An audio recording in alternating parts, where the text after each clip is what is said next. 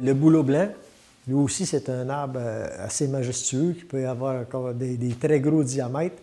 D'ailleurs, il y a des bouleaux blancs qui avaient des diamètres assez gros qu'en prenant juste une feuille d'écorce, on pouvait faire un canot.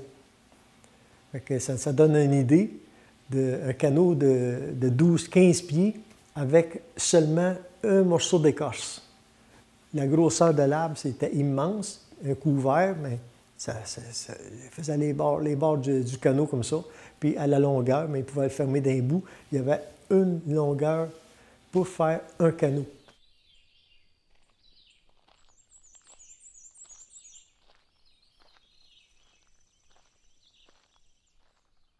Ici, on a le bouleau blanc.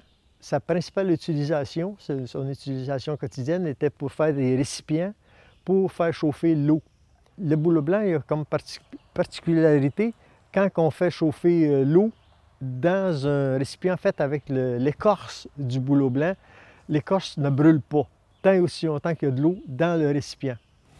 De la façon que c'était fait, on prenait quelque chose de tranchant et on faisait une ligne comme ça.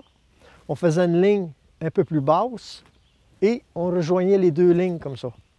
Et l'écorce lève en deux parties et là, on a notre écorce. Ça, c'est fait surtout au printemps. Fait qu'au printemps, on récoltait l'écorce du bouleau blanc pour en faire des récipients qu'on peut garder pendant tout l'été sans aucun problème, tant et aussi longtemps qu'on va les faire chauffer avec de l'eau, mais aussi les récipients étaient utilisés pour récolter les plantes médicinales, pour récolter les petits fruits qu'on retrouve en forêt, comme tantôt on a vu les framboises, mais il y avait les fraises, les bleuets, et ainsi de suite.